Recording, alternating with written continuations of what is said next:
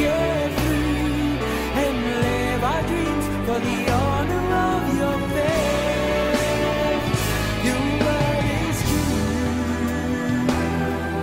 We believe in you and glorify your name. A blessed day to everyone. Greetings from Sharjah, the United Arab Emirates. Ako po si Pastor Roman Guevara. Each month, dumadayo po ang inyong lingkod sa iba't ibang panig ng mundo upang bisitahin ang iba't ibang Christian communities, both Filipino and other nationalities. At sa bawat araw na kami naroroon sa mga bansang iyon, sinisikap ng inyong lingkod na makapag-post online ng tinatawag po nating Rise Up, Daily Devotional Video Message, kung saan tayo tumatalakay ng iba't ibang topics through the Bible at nanalangin para sa ating mga viewers. It is our objective na ito po ay magsilbing encouragement, comfort at blessing sa lahat ng aming mga friends and contacts at pati na rin sa kanilang mga friends and contacts as his videos are tagged and shared with each other. At kung hindi pa po namin kayo friend on Facebook, you can add us on Facebook by typing my Facebook email account on the search roman.guevara@yahoo.com or my Facebook account name, Roman Viray Guevara. At kung meron po kayong mga prayer request, huwag po kayong magdalawang isip na ipadala ito sa aming inbox at makakaasa po kayo na kayo ay aming ipapanalangin. Our topic for today, things will get better. Psalm 65 verse 5. You answer us with awesome deeds of righteousness, O God our Savior, the hope of all the ends of the earth and of the farthest seas. Kahit saan po tayo naroroon, kahit ano paman ang ating mga pinagdadaanan sa kasalukuyan, makakaasa po tayo dahil sabi ng Panginoon sa kanyang mga salita, things will get better. Things will get better because you are an heir of the King of Kings. Romans 8 verse 17. Now, if we are children, then we are heirs, heirs of God and co-heirs with Christ, if indeed we share in His sufferings, in order that we may also share in His glory. Kung tinanggap po natin si Jesus bilang personal Lord and Savior, we became born again as a child of God. And as you are a child of God, you're a son of the King of Kings. At gusto ng Panginoon, maranasan mo kahit dito sa lupa ang mga yaman, ang mana na nagmumula sa kaharian ng Diyos. Things will get better because He has a plan for you. Ephesians 1 verse 11. In Him we were also chosen, having been predestined according to the plan of Him who works out everything in conformity with the purpose of His will. May magandang plano ang Panginoon para sa bawat isa sa atin. Dahil hindi lang tayo na born again, naging child of God, naging son of the King by accident. Pinili tayo ng Panginoon. At kung gusto niya na meron kang manahin, isa sa gustong manahin ng Panginoon, ng kanyang mga anak, manahin ang magandang plano na nagmumula sa Kanya. Things will get better because He knows you. Jeremiah 1 verse 5. Before I formed you in the womb, I knew you. Before you were born, I set you apart.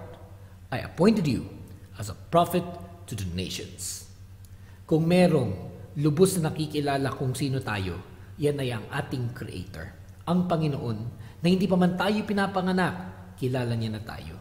Alam niya ang ating mga moods, alam niya ang ating uniqueness, alam niya pati ang ating weakness. Alam niya ang ating mga desires. And things will get better kasi kilala ka ng Panginoon. Things will get better because His ways are higher than man's ways. Isaiah 55 verse 9. As the heavens are higher than the earth, so are my ways higher than your ways, and my thoughts than your thoughts. Kung sa kasalukuyan, parang dumadaan ka sa pagsubok, at para bang kaya tagal mo nang nananalangin at hindi mo pa rin natatanggap ang kasagutan sa iyong panalangin, magtiwala ka sa Panginoon dahil alam niya ang kanyang ginagawa. Mas dakila ang kanyang pag-iisip, mas dakila ang kanyang pamaraan kaysa sa ating pag-iisip at pamamaraan. Let us trust in the Lord. Things will get better because His arms are not short to reach you. Numbers 11:23. The Lord answered Moses, "Is the Lord's arm too short? You will now see whether or not what I say will come true for you." Pinapaalalahanan po tayo ng verse na ito na hindi maigsi ang kamay ng Panginoon. Tulad ng mga nauna pang mga verses, including the very first verse that we read for this devotional video message. Kahit saan ka naroroon, kahit anong paman yung pinagdadaanan, ang verse na nauna at pati ang verse na ito na ating kababasa lamang, nagpapaalala sa atin na makapangyarihan ang ating Diyos at kaya Kanyang abutin. Things will get better because nothing is impossible with Him. Matthew 19:26. Jesus looked at them and said, "With man, this is impossible, but with God, all things are possible." Hindi lang po na ang kamay ng Diyos ay hindi maigsi. Ang ibig sabihin ng lahat ng yan, things will get better because nothing is impossible with God. All things are possible by Him. Na kahit pa nga kung tumititig ka sa iyong sarili, sa mga problema na iyong pinagdadaanan, sa mga bagay na hinahangad mo sa iyong buhay na wala pa sa iyo, paalala ito sa atin why things will get better. Because to Him, nothing is impossible. Things will get better because He keeps His promises. Psalm 145 verse 13. Your kingdom is an everlasting kingdom, and your dominion endures through all generations. The Lord is faithful to all His promises and loving toward all He has made. Kung ang tao, binibigo tayo. Kung nabigo ka na sa mga pangako sa iyo ng kung sino-sino at ilang beses ka nang na-disappoint, sa Panginoon, magpatuloy tayo sa pagtitiwala.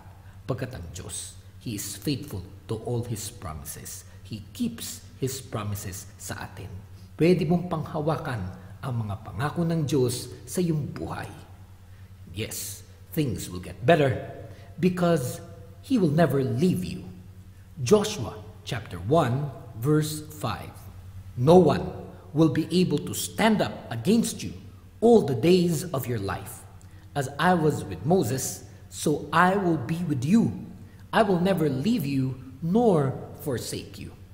Kung nung araw, pinakita ng Diyos ang kanyang katapatan sa kanyang mga lingkod sa Biblia, pwede tayong magtiwala sa pangako ng Panginoon na ipinagpapatuloy niya ang ganitong klaseng proteksyon, provision, guidance and blessing sa kanyang mga anak sa kasalukuyan.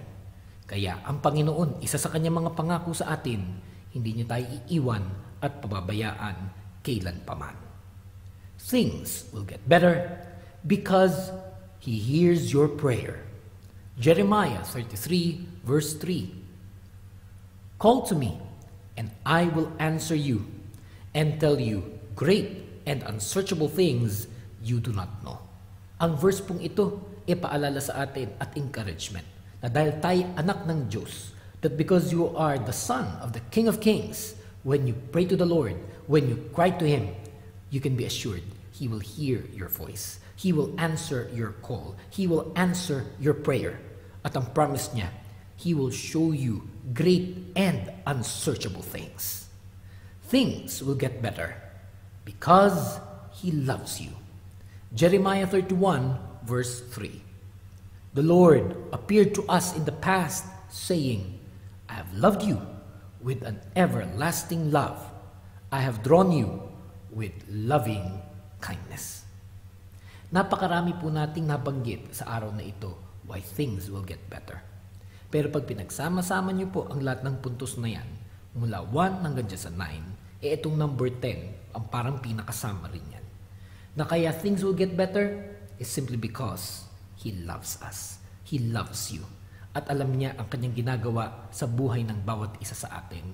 May perfect timing ang Lord at merong blessing na gusto ng God na ibuhos sa buhay ng bawat isa sa atin.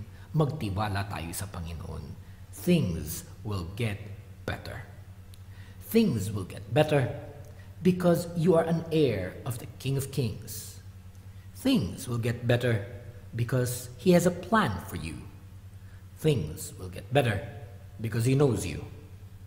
Things will get better because His ways are higher than man's ways. Things will get better because His arms are not short to reach you. Things will get better because nothing is impossible with Him. Things will get better because He keeps His promises. Things will get better because He will never leave you. Things will get better because He hears your prayer. Things will get better because He loves you. Isaiah 44, verse 24. This is what the Lord says, your Redeemer, who formed you in the womb. I am the Lord, who has made all things, who alone stretched out the heavens, who spread out the earth by myself. Tunay nga, Panginoon, na ang iyong mga salita ay buhay at makapangyarihan sa lahat. Ikaw ang lumikha sa amin. Alam mo ang aming patutunguhan. Alam mo ang mga nangyayari. At tiyak po kami that we are in safe hands. Forgive us for the times that we have doubted you. Forgive us for the times na kami nag-alala at minsan pa nga'y naging impatient sa mga hinahangad namin sa buhay. Sa mga panahon na bumibigay kami sa mga pagsubok na dumarating at nananatili sa kanya-kanya naming mga buhay. But allow your people, Lord, to return to you. We seek forgiveness for our sins. Wash us with the blood. And we open ourselves to the ministry of your Holy Spirit. Mangusap ka lalo sa amin, Panginoon, sa pamagitan ng iyong mga salita in a very personal yet powerful way. Challenge us, transform us, develop our faith, that we may trust in you completely. For Lord, we believe that you are faithful sa lahat ng inyong mga pangako sa amin. And we are believing and claiming by faith that truly things will get better. Mas magiging maganda ang kalagayan namin sa buhay. Mas magiging mabuti ang aming kalusugan. Mas magiging maganda ang aming mga trabaho. Mas magiging maayos ang aming mga pamilya. At parating ang matitinding pagpapala na mula sa aming Panginoon. We trust in you, Lord, and we declare the devil, Satan, defeated in Jesus' name.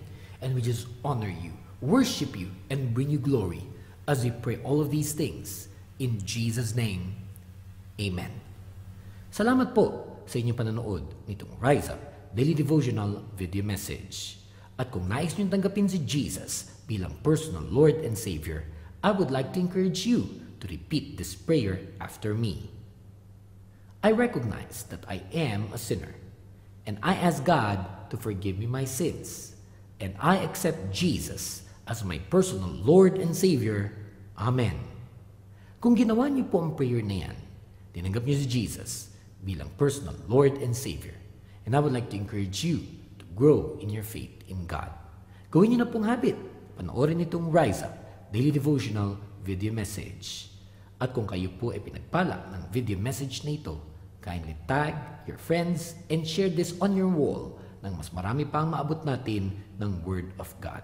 God bless you all and see you tomorrow. You are amazing.